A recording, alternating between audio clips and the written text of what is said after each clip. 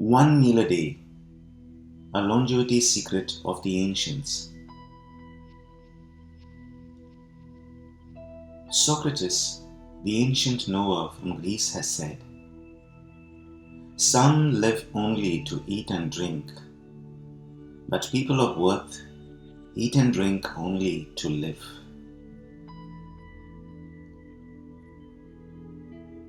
Three square meals, plus a few snacks and a score of beverages, all in a day, is considered normal.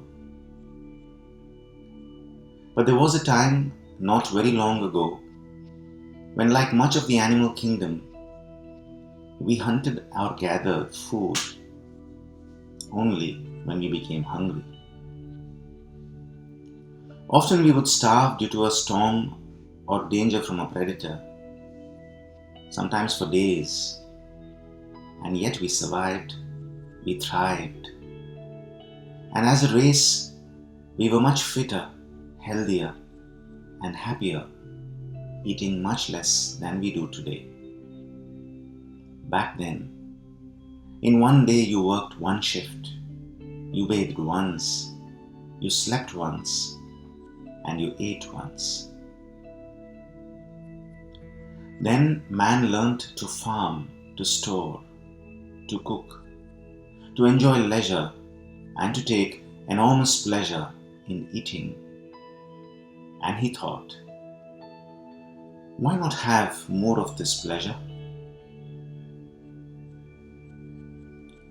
Slowly, eating became less of a need and more of a habit, and then a compulsion. And now for many, food is a nightmare.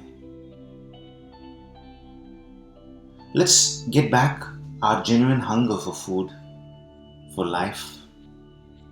Let's rekindle our appetite, our hunger, our drive.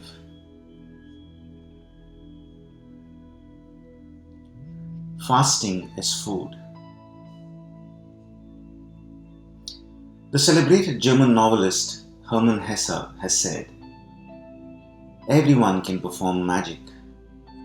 Everyone can reach his goals if he is able to think, if he is able to wait, if he is able to fast." Our bodies are made up of trillions of cells. A cell is the most basic unit of our bodies, and every cell has a lifespan after which its parts begin to age and expire. What we need to build new cells is protein. It has been found that those who consume animal protein and those who do not consume animal protein have the same levels of proteins and carbohydrates in their digestive system. How does this happen? In 1955, the Belgian scientist Christian de Duve discovered that each cell has specialized compartments called lysosomes containing enzymes which break down and recycle the cell's waste parts. He called this process of recycling of cellular waste products as autophagy, or self-eating.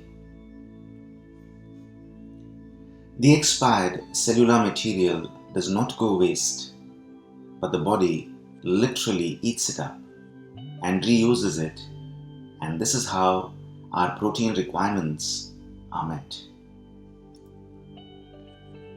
This recycling of waste is both a process of cleansing and creating the material for new cells. In 2016, the Japanese cell biologist Dr. Yoshinori Asuni got the Nobel Prize for Physiology for figuring out the mechanisms of autophagy. He started with studying autophagy in yeast cells and then went on to identify the genes responsible for autophagy in human beings by studying what happens to cells when we go through periods of fasting. Dr. Asumi found that with the help of lysosomes, our body decomposes different protein structures in worn out or damaged tissue and other metabolic waste that accumulate in the cells into amino acids. And these amino acids are the building blocks used to create new cells to replace the old. The big discovery here is that Dr. Asumi found that autophagy sets in when the body is undergoing metabolic stress, when we follow calorie restrictions, fasting, or when we undergo starvation. When there is a deficit of food, the cells use worn-out cell parts and harmful bacteria to extract protein and build new cells, and also to produce energy. At the same time, the cells cleanse themselves of waste and of pathogens. Starvation also produces more nitric oxide in the body. This is a good thing, as good levels of nitric oxide allows blood, nutrients, and oxygen to travel to all parts of the body. Nitric oxide molecules help the cells detoxify and rejuvenate. As much as our body makes us go out there to get food, it also loves to starve for certain periods.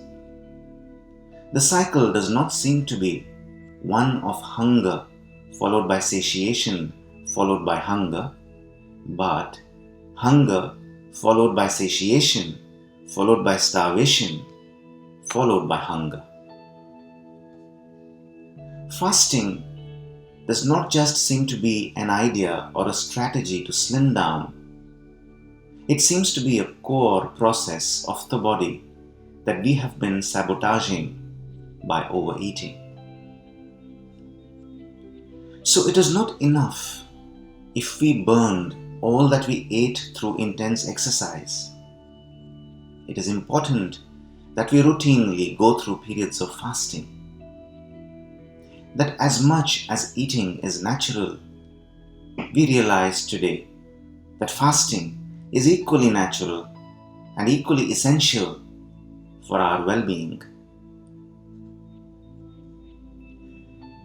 Let's look at what happens when the process of autophagy does not work properly in the body. Alternating periods of eating and fasting helps the body cleanse itself, lose excess weight, and speed up your metabolism. Cells live longer, produce more energy. Health benefits of this method include decreased levels of heart disease, neurological problems and diabetes, lower levels of inflammation, oxidative stress, and blood pressure. Fasting can protect against cancer, improve longevity, and balance out cholesterol levels. If the process of autophagy does not work in the body correctly, you could develop type 2 diabetes, Parkinson's disease, age-related degenerative diseases, and even cancer. Because if the natural recycling processes do not work, damaged cells accumulate in the body, and it is not able to neutralize cancer cells and cells infected by dangerous viruses and bacteria. Stay tuned.